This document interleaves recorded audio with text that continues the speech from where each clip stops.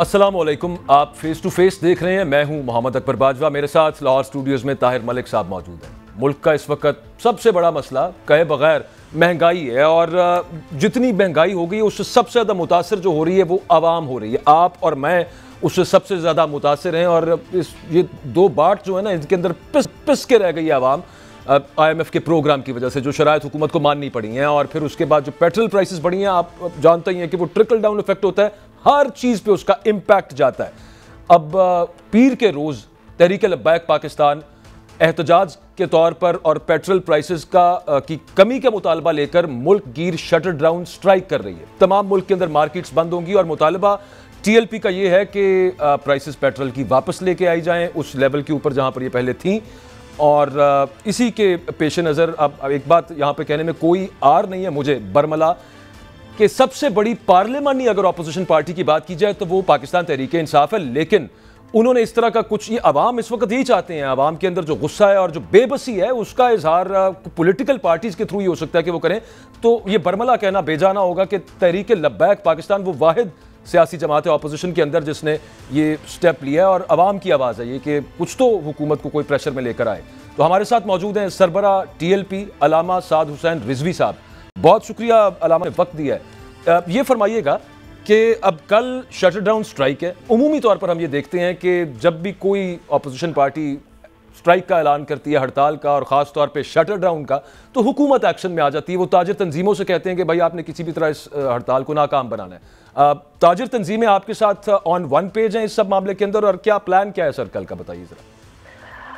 बिस्मिल्लाहिर्रहमानिर्रहीम। बहुत शुक्रिया अकबर भाई। पहली बात तो ये है कि हम जहाँ भी ताजिर तंजीमों के पास गए हैं, या मुख्तलिफ ताजरों के पास गए हैं, या जिस भी तबका है फिक्र के पास गए हैं, हमारे लोग गए हैं, लोगों ने पैगाम पहुंचाया है, उन्होंने हमारी कॉल का खैर मकदम किया है। लेकिन कुछ पिछले 24 घंटे से हुकूमत ने अपने वो जो एक रिवायती अखड़े होते हैं, जो फैसिलिटेटर है, वो ब्यूरोक्रेसी की जरूरत हो, एस्टेब्लिशमेंट के जरिए हो, DPO, CCPOs और जितने भी फोन कॉल्स का जो सिलसिला होता है उसके जरिए ताजरों को फोन करने शुरू कर दिए हैं। लेकिन मसला ये है कि कौम तहरीक लब्बैक पाकिस्तान के साथ खड़ी है।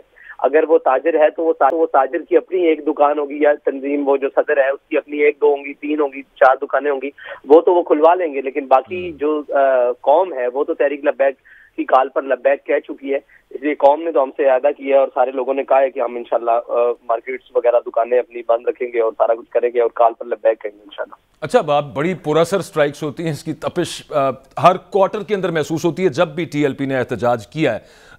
धमकियां वगैरह या फिर कोई किसी किस्म का आपको कहा हो हुकूमत की तरफ से, जैसे आप कह रहे हैं कि वो हरकत में आ जाती है ब्यूरोक्रेसी और दूसरे डिफरेंट क्वार्टर्स, कोई ऐसी बात है? एहतजाज की और अपनी नाम क्या हड़ताल की अपील की है। बाकी हुकूमत धमकियां दे रही है मुख्तलिफ ताजरों को, बल्कि ऑडियो लीक्स भी हो चुकी हैं, काफी सारी कॉल्स भी लीक हो चुकी हैं कि जिसके जरिए वो पुलिस के जरिए और जो भी उनके जराये होते हैं वहां से कहा जा रहा है कि आप दुकानें खोलने पर मजबूर करें। लेकिन मैं ये अर्ज करूंगा हुकूमत से भी कि जितने भी लोग इसमें मुलविस हैं, कि अगर खुदा न खास्ता कल कोई और हमारे लिबादे में या किसी भी लिबादे में कोई नुकसान पहुंचाने की कोशिश करेगा तो फिर उसके बाद हुकूमत क्या करेगी।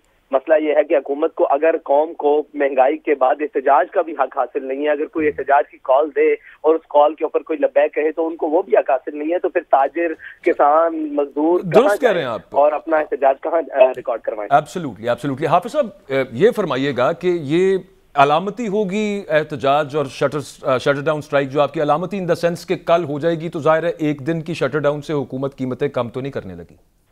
जी नहीं, इसके बाद इंशाल्लाह एहतजाज का अगला मरहला होगा, और उस मरहले तक इंशाल्लाह एहतजाज जारी रहेगा जब तक हुकूमत 14 फरवरी तक की कीमतों पर पेट्रोल की कीमतें बहाल नहीं करती। अच्छा, अगली शटर डाउन यही स्ट्राइक कंटिन्यू करेगी आगे, या फिर आप कह रहे हैं कि नहीं, कल इसके बाद एहतजाज?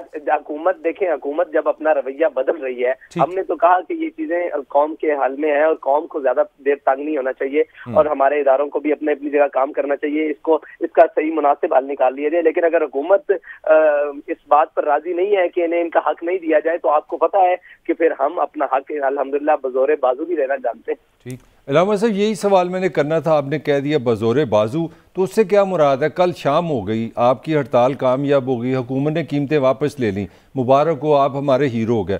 कुछ नहीं हुआ, हुकूमत खामोश की खामोश रही, फिर आप नेक्स्ट क्या करेंगे? उसके बाद इंशाल्लाह नेक्स्ट एहतजाज वाले सिलसिले पर जाएंगे, उसके बाद नेक्स्ट बहुत सारे हमारे पास ऑप्शन मौजूद है। हुकूमत के पास वापस लेने के अलावा ऑप्शन मौजूद नहीं है, हमारे पास तो बहुत सारे ऑप्शन मौजूद है। नहीं, आप रास्ते वगैरह कोई जिस तरह आपकी बड़ी ऑर्गेनाइज जो पहली आपकी तहरीकें मैंने देखी है, एहतजाज तो बहुत ऑर्गेनाइज होता है पाकिस्तान में। देखिए आप देखें ना, हमने रास्ता बंद नहीं किया लेकिन हुकूमत पर फिर भी असर ना हो। हमने जनाब आवाज भी किसी की बंद नहीं की, हुकूमत पर फिर भी असर ना हो, रोड भी बंद नहीं हुआ, गली भी बंद नहीं हुई, और एक दुकान बंद होने से भी अगर हुकूमत पर असर नहीं होता तो फिर आखिर तंग आमद बजंग आमद फिर वो तो रास्ते मौजूद हैं।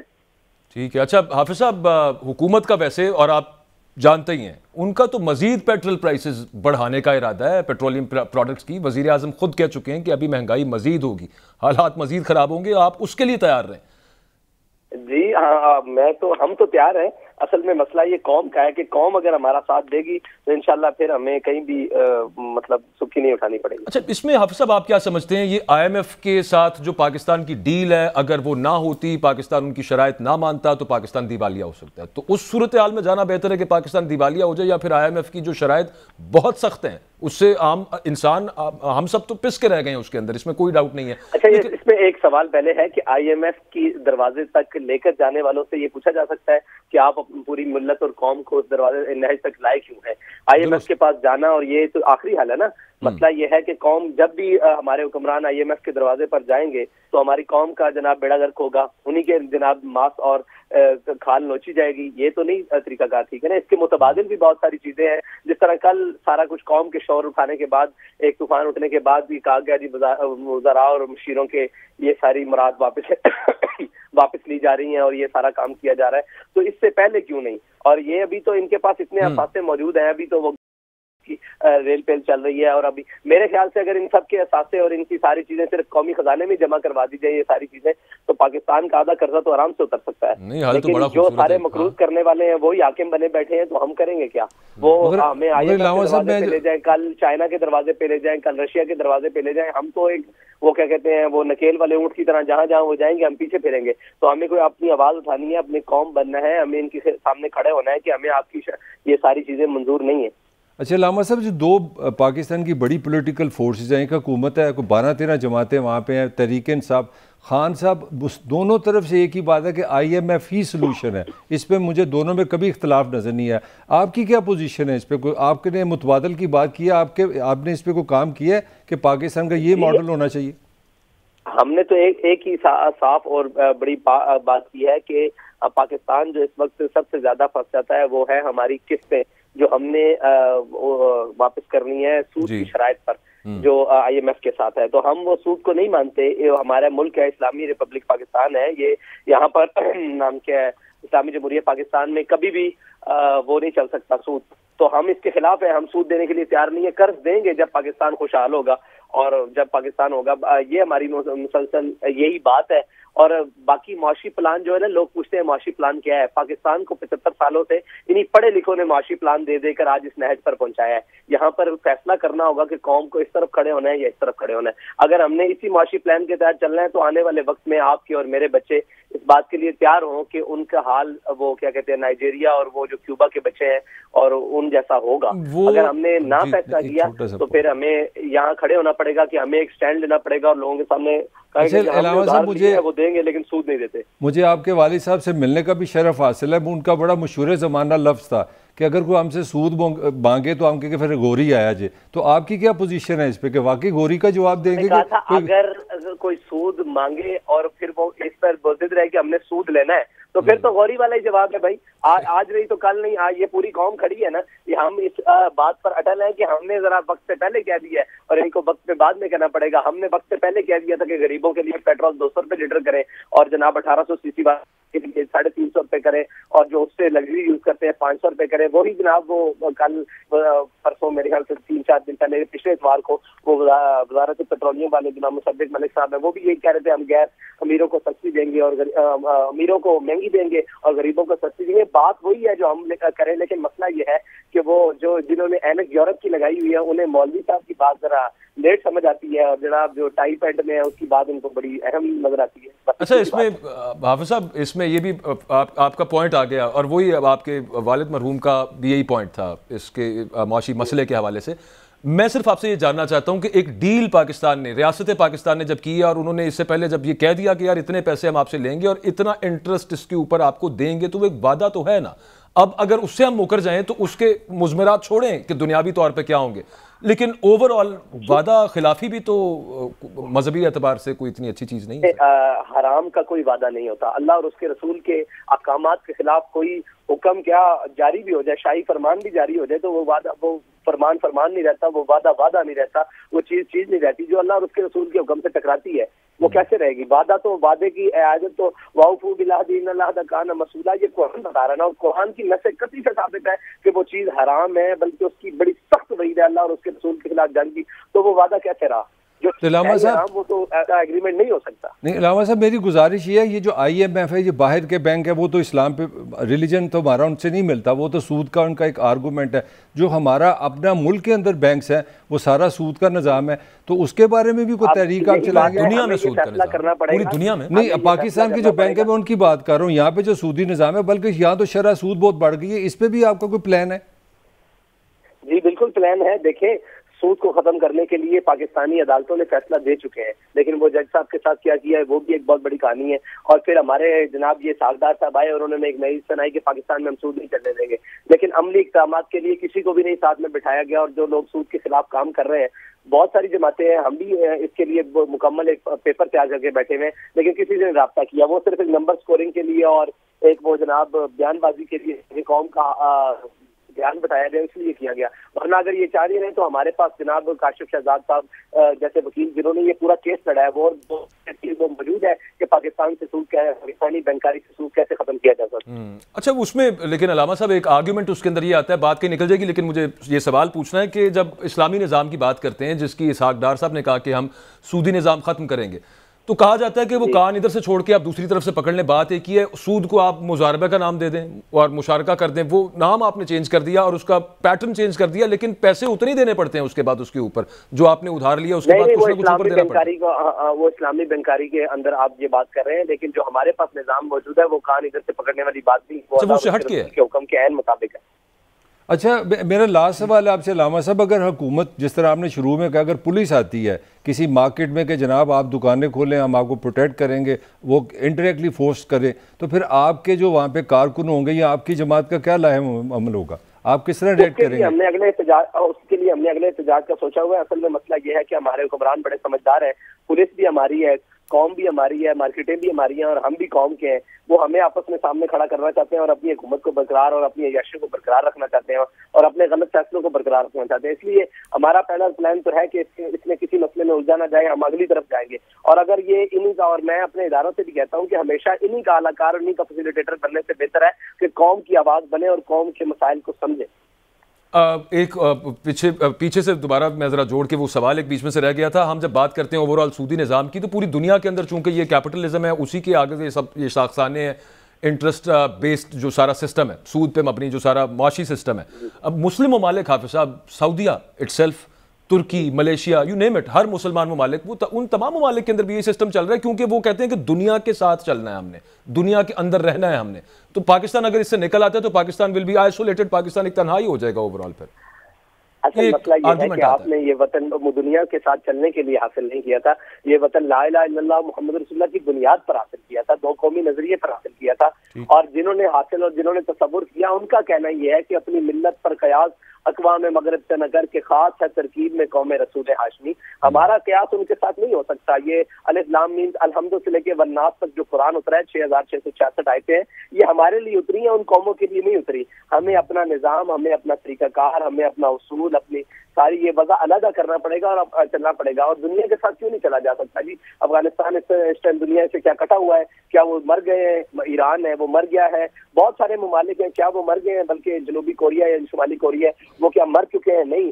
اگر غیرت سے جینا ہے تو پھر صاف ظاہر ہے مشکلات میں قوم آج بھی ہے اور مشکلات میں اس دن بھی ہوگی، لیکن اس میں فرق غیرت کا ہوگا، فرق عنصر اس چیز کا ہوگا جو ایک دبدبے اور رعب کے ساتھ جینے کی بات ہے. باقی بھوک سے کبھی قومیں نہیں مری, قومیں غیرت ختم ہونے سے مر جاتی ہیں, قومیں اپنے اصول چھوڑ دینے سے مر جاتی ہیں, قومیں اپنی بنیاد سے ہٹ جانے سے ختم ہوتی ہیں, کبھی بھی ان چیزوں سے نہیں ختم ہوتی. مگر علامہ صاحب آپ پہ ایک الزام لگ سکتا ہے کہ اگر یہ قیمت آپ کہتے ہیں پیٹرول کی کم کریں تو آئی ایم ایف کے جو رولز ہیں جو آپ سے معاہدہ ہے اس میں شرط ہے کہ آپ پیٹرول مہنگا کریں, تو اگر ہم آئی ایم ایف سے معاہدہ کینسل کرتے ہیں تو پاکستان ڈیفالٹ ہو جاتا ہے, تو آپ چاہ رہے ہیں پاکستان ڈیفالٹ ہو جائے؟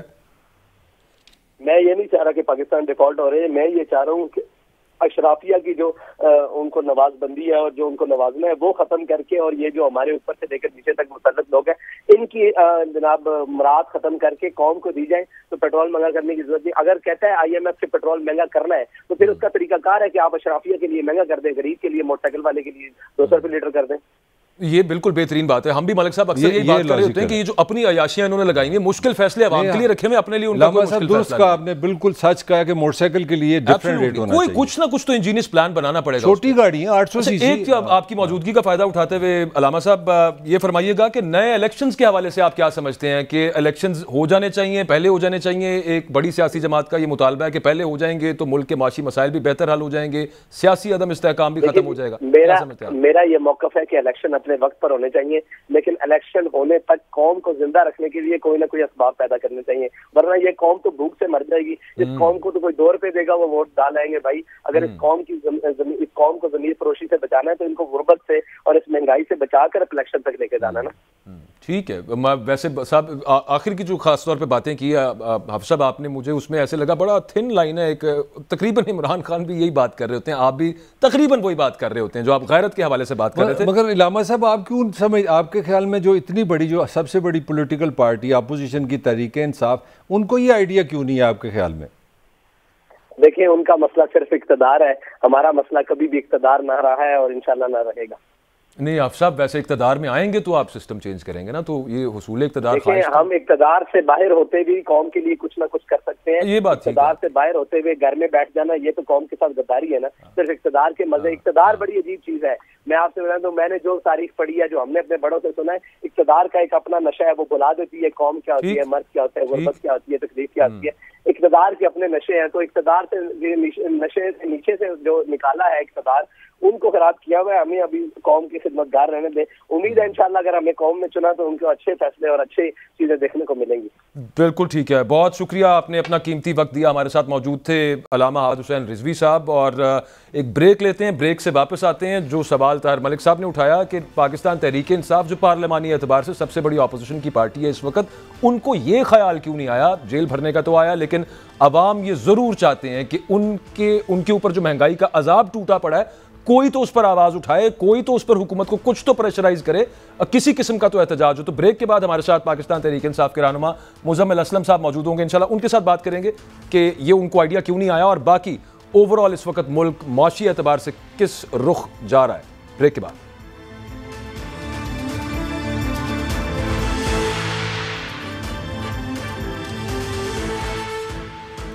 تحریک لبیک پاکستان مہنگائی کے خلاف, پیٹرول پرائسز بڑھنے کے خلاف ایک احتجاج, shutter down strike countrywide کر رہی ہے, ملک گیر احتجاج ہے. پاکستان تحریک انصاف سب سے بڑی پارلیمانی پارٹی ہے اپوزیشن کی, اور اوور آل بھی سب سے بڑی پارلیمانی پارٹی ہے. ان کو یہ خیال کیوں نہیں آیا؟ بریک سے پہلے ہم اس سوال کی بات کر رہے تھے. مزمل اسلم صاحب ہمارے ساتھ موجود ہیں. Thank you very much Muzammil صاحب, وقت دیا آپ نے. سر, آپ سمجھتے ہیں کہ آپ کو زیادہ سٹرائکس کی طرف توجہ دینی چاہیے تھی؟ عوام کی اس وقت جو چیخیں نکلی ہوئی ہیں مہنگائی کی وجہ سے, تو احتجاج پاکستان تحریک انصاف بھی اگر کرواتی تو زیادہ بہتر ہوتا. نہیں دیکھیں, آپ نے اگر خان صاحب کی تقریروں کو فالو کیا ہو تو انہوں نے ایک بات ابھی بولی تھی کہ میں اس وقت جو ملک کی معاشی حالات ہے کوئی ایسا کام نہیں کروں گا جس سے لوگوں کی معیشت پہ فرق پڑے. اور ویسے ہی اس وقت بے روزگاری, مہنگائی اور لوگ جو ہے اپنی آمدنی اور اس سے پریشان ہیں, اس پہ اس طرح کی سٹرائکس کر کے, جو سٹرائک کا مطلب پہیے جام چاہیے ہے نا, کاروباری زندگی کو منجمد کر دینا, جو تھوڑا بہت کام ہے اس کو بھی وہ کر دینا, تو وہ اس وقت اسٹریٹجی کا حصہ نہیں ہے.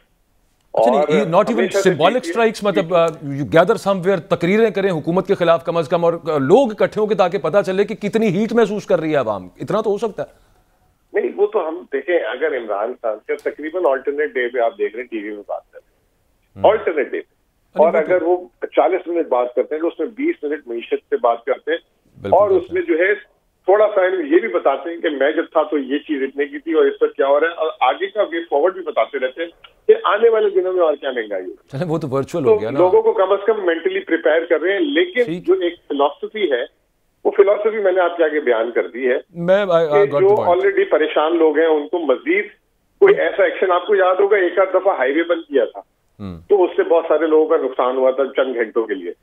تو وہ پھر پبلک بھی جو ہے نا آپ کو جو ہے اچھا پسند نہیں کرتی. نہیں ٹھیک ہو گیا، بالکل ٹھیک ہے مزمل صاحب، پوائنٹ ویل ٹیکن. اب تھوڑا اکانومی کے حوالے سے آپ سے رائے لے لیتے ہیں. آپ کی اسحاق ڈار صاحب نے کل یا پرسوں کی بات ہے، وہ $700 ملین جو چائنیز بینک سے ملے، انہوں نے کہا کہ الحمدللہ قرضہ مل گیا اور اب وہ جو آگے IMF سے آنے ہیں تقریباً تمام شرائط پوری کر دی ہیں پاکستان نے. So are we out of the woods? ہم مشکل کہہ لیں یا پھر اس خطرناک پیریڈ سے کہ پاکستان ڈیفالٹ نہ کر جائے، دیوالیہ نہ ہو جائے، نکل گئے ہم اس سے؟ دیکھیں 29 اگست 2022 کو مفتاح اسماعیل نے بھی تو پروگرام کر لیا تھا، جو نیا پروگرام تھا IMF کا، اور اس کے بعد مٹھائی بھی بٹی تھی اور یہی بات بولی گئی تھی اور بولا گیا تھا دیکھو PTI والے کہہ رہے تھے کہ ملک جو ہے دیوالیہ ہو جائے گا، ہم نے ملک بچا لیا، ریاست بچا لی، سیاست کی قربانی دے دی. اگر آپ چھوڑے اپریل 2022 جب ہماری حکومت تھی، آپ 29 اگست کے پاکستان کی معاشی حالت کا آج سے کمپیریزن کر لیں تو آپ کو نظر آئے گا زمین آسمان کا فرق. معیشت اتنی گر چکی ہے وہاں سے. میں PMLN کی ہی حکومت کی ٹائم کی بات کر رہا ہوں. تو پہلی بات تو یہ کہ یہ گارنٹی نہیں ہے کیونکہ جو ابھی چیزیں امپلیمنٹ ہوئی ہیں بجلی، میں ویسے یہاں پہ بڑی معذرت کے ساتھ آپ کو انٹرجیکٹ کر رہا ہوں، یہیں سے آپ اس کو کنٹینیو کیجیے گا، لیکن چونکہ آپ نے یہ بات کی مفتاح اسماعیل صاحب کا آپ نے ذکر کیا، آپ کو نہیں لگتا کہ پالیسی صرف کنٹینیو ہوتی، مفتاح اسماعیل کو نہ ہٹایا جاتا تو شاید اتنے برے حالات نہ ہوتے جو اسحاق ڈار کی پالیسی شفٹ کی وجہ سے ہوئے؟ نہیں، میں تو سمجھتا ہوں آج کا ذمہ دار جو حالات کا ہے نا وہ اسحاق ڈار پہ دل گیا ہے. اسحاق ڈار کی غلطیاں ہیں لیکن اس میں 75% ہاتھ مفتاح اسماعیل، اچھا، جو سارا کا سارا. اور اگر آج آپ ٹریبیون کی سٹوری پڑھیں تو اس میں بڑا ایک انہوں نے بجٹ خسارے پہ ایک لکھا ہے شہباز رانا نے، اور اس نے لکھا ہے کہ جو جون میں بجٹ دیا تو سارا کا سارا غلط بجٹ تھا اور اس میں فیک نمبر دیے تھے اور چیزیں چھپائی تھی اور جو ہے انڈر اسٹیٹڈ نمبر دیے گئے تھے، جس کی وجہ سے جو ہے اسحاق ڈار جو ہے پھنسے ہوئے ابھی تک. اور IMF پروگرام کی جہاں تک آپ نے بات کی، دیکھیں سر جی، ابھی آپ فروری کے لاسٹ ویک میں انٹر ہو گئے، سمجھے مارچ ہو گیا، ٹھیک ہے، اور آپ کا یہ پروگرام ختم ہونے جون میں. آپ کا یہ نواں جائزہ چل رہا ہے 9th ریویو، آپ کے 11 ریویو ہونے اس پروگرام میں، یعنی کہ اس کے بعد بھی 2 ریویو اور باقی ہے. اچھا، ویسے انٹرسٹنگ چیز یہ ہے مزمل بھائی، آپ اسحاق ڈار صاحب کی ایڈوکیسی کر رہے ہیں اور یہ جو سٹوری بھی چھپی ہے یہ بھی اسحاق ڈار صاحب نے دی ہے تاکہ مفتاح کو ذرا اور زیادہ ہیمر کیا جائے. نہیں، ہم نے دیکھیں یہ تو سارے پیچھے ہیں نا. جس دن مفتاح نے بجٹ دیا تھا اس کی نیکسٹ ڈے شوکت ترین صاحب اور میں نے اور عمر ایوب صاحب نے ایک پریس کانفرنس کر کے یہ جو آج نمبر چھپے ہیں نا، ہم نے اس کو کہا تھا یہ نمبر کم از کم فجنگ ہوئی ہے، فجنگ نہیں مطلب انڈر اسٹیٹڈ نمبر پہ اندازہ نہیں تھا ان کو کہ یہ اس طریقے سے بھی معیشت چلتی کیسے، ان کو پتہ ہی نہیں تھا نا. ہوا پہ بیوروکریٹ کے ساتھ اسلام آباد کے کمروں میں بیٹھ کے بنانا ایک بجٹ کو اور ایک کنسلٹیشن گراؤنڈ عالمی حالات ساری چیزیں دیکھتے ہوئے بنانا، وہ 2 الگ الگ چیزیں تھی. آپ ہمارا بجٹ اٹھا لیں، ہم نے شیڈو بجٹ ٹھیک بالکل، اور ہم نے اس کو کہا تھا یہ فگر غلط دے رہے ہیں، یہ تو وہ سارا کے سارے نمبر ہی غلط تھے، بنیاد ہی غلط تھی نا نیچے. اچھا مزمل بھائی، میں آپ سے یہ پوچھنا چاہ رہا ہوں ایک عام آدمی کے مائنڈ سے، خان صاحب کی یہ اسٹیٹمنٹ ہے کہ IMF کے پاس جانا چاہیے، میں وزیر اعظم سابق وزیر اعظم کی بات جانا پڑے گا، موجودہ حکومت بھی وہی چاہ رہی ہے، تو آپ ایک اپوزیشن میں ہیں، you are the shadow government, آپ کے پاس پہ فرق کیا ہے؟ Where is the difference? میں یہ سمجھنا چاہ رہا ہوں. دیکھیں جی، بات یہ ہے کہ IMF کہتا ہے کہ مجھے جو ہے نا 100 روپے ٹیکس جمع، ٹھیک ہے. IMF سے آپ بالکل یہ بولیں کہ آپ کہہ رہے 100 روپے ٹیکس جمع کر دو، میں کہوں گا کہ IMF پروگرام ہاں جی میں 100 روپے جمع کر کے دوں گا. لیکن اگر IMF کہتا ہے کہ جی آپ جو ہے بھٹی صاحب سے یہ ٹیکس لو، میں کہوں گا نہیں، میں بھٹی صاحب سے پہلے ہی لے رہا ہوں، اب میں جو ہوں جو ہے مزمل صاحب سے لوں گا کیونکہ مزمل صاحب پہ ٹیکس نہیں ہے، لیکن میں 100 روپے پورے کر دوں گا. تو اگر ہم IMF پروگرام میں آئیں گے نا، IMF سے ہم یہ ڈکٹیشن ضرور لیں گے کہ کتنا ٹیکس کرنا ہے، بجلی کتنے کی کرنی ہے، گیس کتنے کی کرنی ہے. اب اس کو لگانا کس کس پہ کس طرح وہ ہمارا کام ہے. عمران خان کیا کرتا تھا، عمران خان نے IMF کے پروگرام میں رہتے ہوئے سارے کام کیے نا. IMF کا پروگرام $6 ارب کا تھا جب ہم نے پروگرام دیا تھا، اور جس دن ہم گئے تھے اس میں سے صرف ہم نے $3 ارب استعمال کیے تھے.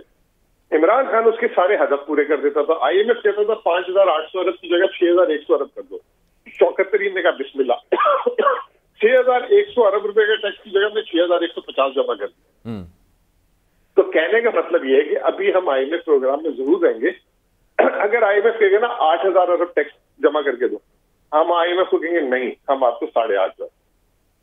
اب اس 8,500 کو ہم نے جمع کیسے کرنا ہے وہ ہمیں کرنا ہے. اچھا نکلے گا تو لوگوں سے ہی نا مزمل صاحب وہ ٹیکس, اس کے ساتھ جس سے جائز یہ بات ٹھیک, جس سے لینے تو اس سے لوں گا نا. مزمل بھائی اس کے ساتھ ذرا ایڈ کر لیجیے گا. 35% ٹیکس کٹ رہا ہے, میری بات سن لیں.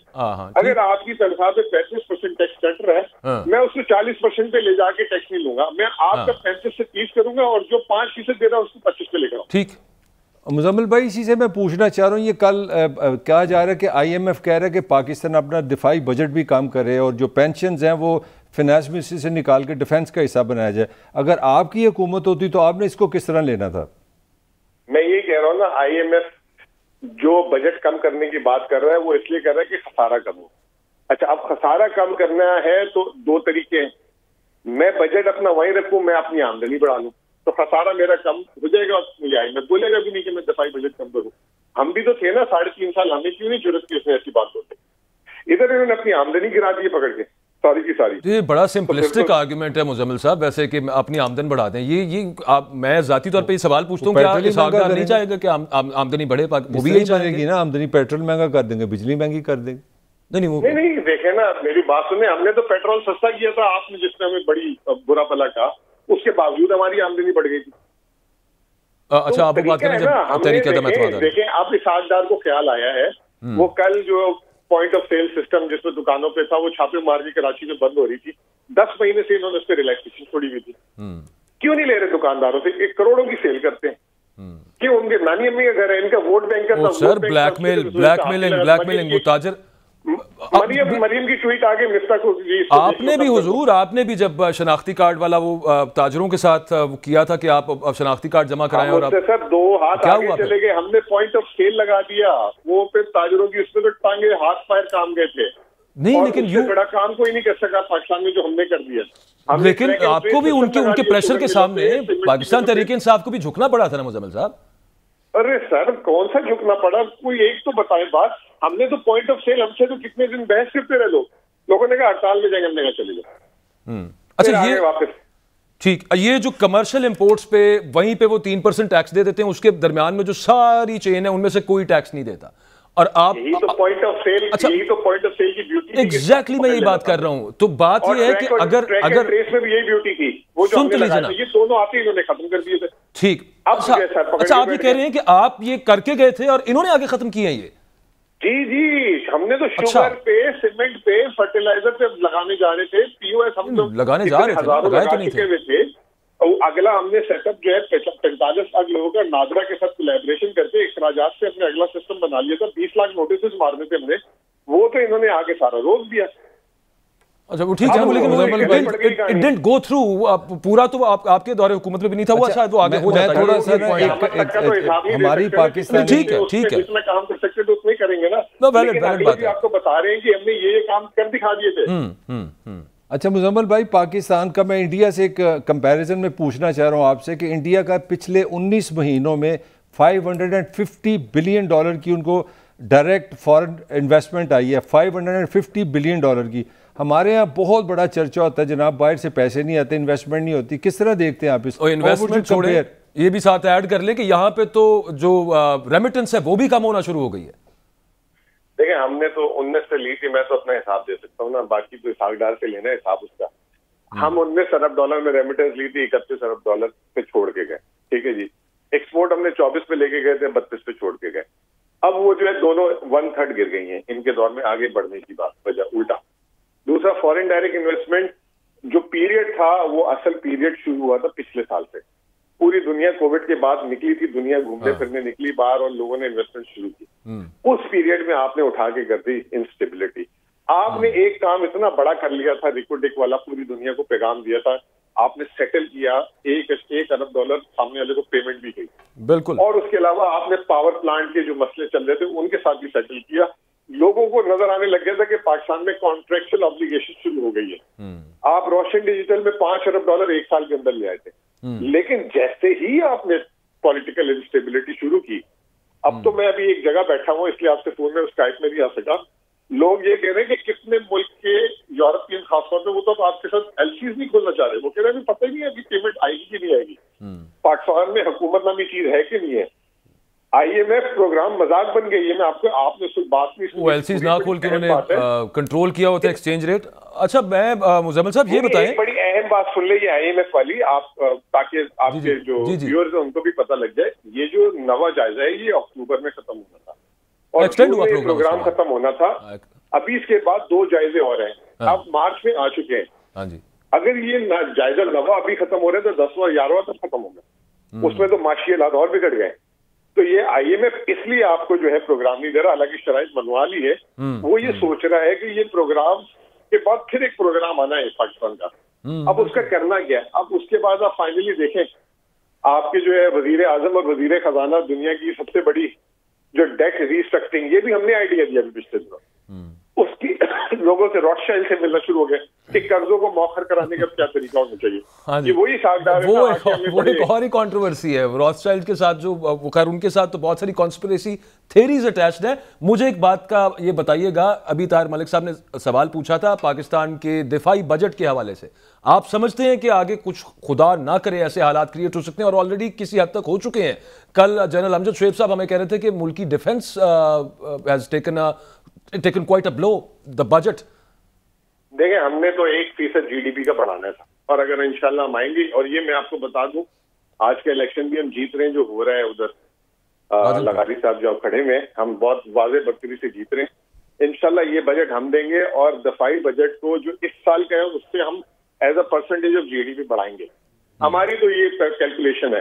اگر یہ حکومت ٹیکس کلیکٹ نہیں کر پائے گی اور خسارہ بڑھے گا تو انفارچونیٹلی جیسے ابھی آپ نے سارا کا سارا ترقیاتی بجٹ کاٹ دیا, اس کے بعد دوسری چیز دفاعی رہ جاتی ہے, پھر ان کو کرنی پڑے گی یا دیوالیہ دینا پڑے گا. تو آمدنی پہ سارا کا سارا کام ہے اور کانفیڈنس پہ, وہ دونوں چیزوں پہ فیل ہو چکے. صحیح. اچھا ایک آخری سوال, بلکہ سیکنڈ لاسٹ کوسچن یہ ہے کہ ایک ڈیبیٹ چل رہی ہے کہ ملک کا وزیر خزانہ جو ہے اسحاق ڈار صاحب کی وجہ سے, اکاؤنٹنٹ جو بھی ہو وہ اکانومسٹ نہیں ہے, بینکر جو بھی ہو وہ اکانومسٹ نہیں ہے, ایک پراپر اکانومسٹ ہونا چاہیے جو اوور آل میکرو مائکرو ہر چیز ہر پکچر کو پراپر سمجھتا ہو. Do you agree with this argument? دیکھیں میں آئی سم ہاؤ ایگری اور ڈس ایگری بوتھ. آپ دیکھیں دنیا میں جو ہے سرتاج عزیز پاکستان میں تھے, اور بھی بہت سارے دنیا میں امریکہ میں وغیرہ میں جو ہے ضروری بھی ہے کہ ہارڈ کور اکانومسٹ جو ہے فائنانس کو چلائیں. ان کی لیکن ٹیم ہوتی ہے نیچے, اور بڑی قابل ٹیم ہوتی ہے, جو مطلب پی ایچ ڈیز ہوتے ہیں, جو اپنے فیلڈ کے ماہر ہوتے ہیں, وہ ان کو ڈرائیو کر رہے ہوتے ہیں. پرائم منسٹر اکانومسٹ نہیں ہوتا نا, پرائم منسٹر کے نیچے وزراء قابل ہوتے ہیں, وہ اس کو چلاتے ہیں. اسی طرح ہر وزیر کو چلانے کے لیے لوگ ہوتے ہیں. اسحاق ڈار ایک کیشن کیبنٹ, وہی جو ہر دفعہ آتے ہیں اپنے جاننے والے بندے ہر جگہ بٹھا لینے, اسٹیٹ بینک سے لے کے ہر جگہ پہ ہر ادارے پہ, اور پھر خود اکیلے ابھی ازبکستان بھی گئے تھے, اکیلے بیٹھے ہوئے تھے. جو میٹنگ ابھی جب سے آئے تھے مجھے شکایت ملی پچھلے دنوں کہ جب سے اسحاق ڈار آئے وہ کوئی بھی فیصلہ وزیر اعظم آفس سے لے کے جاتے, بلکہ اپنی اکنامک ادر منسٹری سے بھی ڈسکس نہیں کرتے, خود فیصلہ کر دیتے بیٹھ کے. تو ایسے کوئی آپ اکیلے کل تھوڑی ہیں. You need help, you need good people around. This is a technical reason due to which آئے گا تو وہ بڑی اچھی چلا دے گا. بالکل.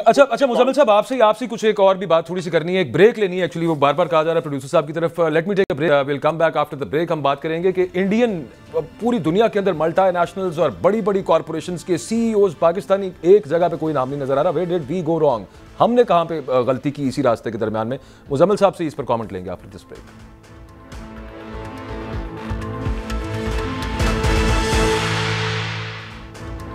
ہاں جی ویلکم بیک. تھوڑی سی میں کہا اکبر باجوہ صاحب کی ڈیوٹی میں ہی کر لوں.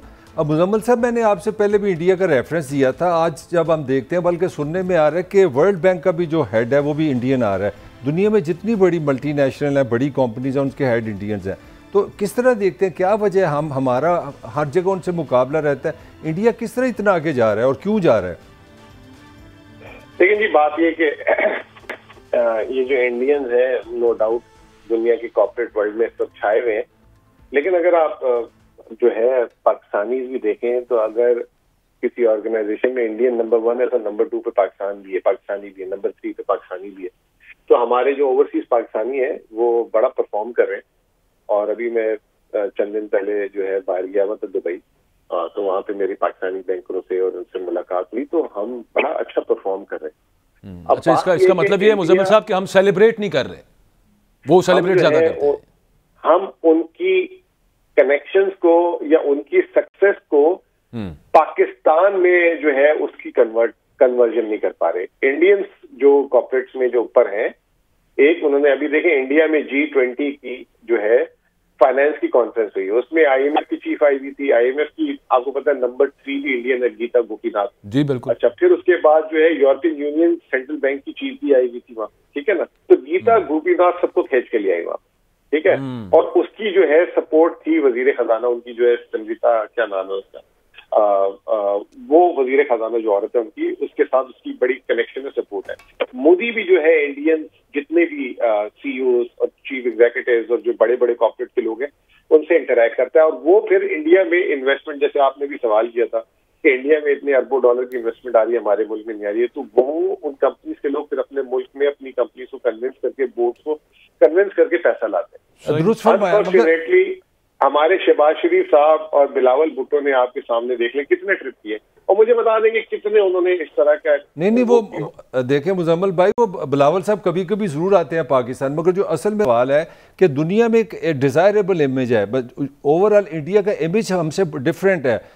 ویسٹ میں اگر دیکھیں کوئی پاکستان کے ساتھ زیادہ نیگیٹیوٹی ہے, اس کا اس سے کوئی تعلق بنتا ہے؟ آپ نے دیکھا تھا عمران خان کے ہوتے ہوئے کبھی کرسی کولا کا CEO آ رہا تھا, بل گیٹس 3 دفعہ آیا تھا, ٹھیک ہے, پاکستان میں چیزیں ہو رہی تھی. وہ تو شہباز شریف کو بھی فون کر لیتا کبھی کبھار.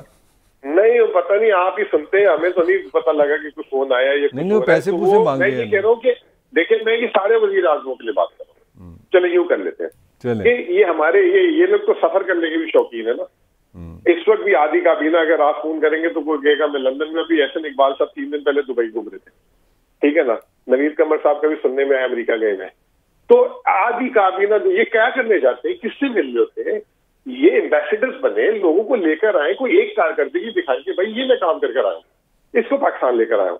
اپنے آپ کو سیل کرنا آتا ہی نہیں ہے, الٹا ہم بدنامی کروانا شروع ہو جاتے ہیں. وہاں پہ جا کے کوئی نہ کوئی ایسی حرکت کر دیتے ہیں کسی ملک میں, وہ ہم الٹا ہیڈ لائنز کا نیگیٹو حصہ بن جاتے ہیں. مودی بھی تھا, یاد ہے, ہر ایک کو جپی لگا لیتا تھا, جو آتا تھا اس کو جپی لگا لیتا تھا. وہ شہباز شریف صاحب بھی کرتے ہیں, انرجی کریٹ کرتا تھا. خان ہمارا جاتا تھا تو وہ ہمارے لوگوں کو یہی تکلیف تھی کہ خان صاحب سینڈل کیوں کرتے جا رہے, وہ سارے لیڈرز کے بیچ میں. نہیں مزمل بھائی, وہ کہتے ہیں خان صاحب تو صحیح طرح سے ملتے نہیں تھے, ایروگینس تھی اس کے اندر, بڑی ساری دوست ناراض ہو گئے. صرف وہ اپوزیشن نہیں کہتی, سعودی پرنس کی تو گاڑی چلائی ہے یار, انہوں نے ایروگینس. نہیں وہ ڈرائیور بن جاتے تھے, ایسے تو نہ کرے یار. وہ نہیں, وہ میری بات سنیں, آپ لوگ کہتے ہیں جنرل باجوہ کا آپ نے پڑھا نہیں پھر جاوید چودھری صاحب نے کیا کہا. ایک میری بات سنیں, آپ سارے امریکہ کرتے رہتے ہیں. کرونا میں پاکستان کو دنیا میں سب سے زیادہ, پوری دنیا میں امریکہ نے جس ملک کو سب سے زیادہ ویکسین دی وہ پاکستان تھا. اب بات کر دیں مجھے, یہ اگر تعلق خراب ہوتا آپ کو ملتی ہے چیز. اچھا نہیں, وہ بات آپ کی درست ہے, لیکن but at the very same time Muzammil sahab, یہاں پہ پھر اگین آرگیومنٹ آپ کی پارٹی والا ہی ہے کہ یہاں پہ جو الیکشنز ہونے چاہیے جب اپنے وقت پہ ہوں یا جب بھی ہوں, لیکن ہو جائیں اپنے وقت پہ, اور ایک کسی بھی پارٹی کو حکومت کم از کم مل تو جائے ایک مقرر وقت کے لیے, تاکہ وہ اپنی پالیسیز تسلسل کے ساتھ جاری رکھ سکیں, اسی کے ساتھ کچھ بہتر ہو سکتا ہے.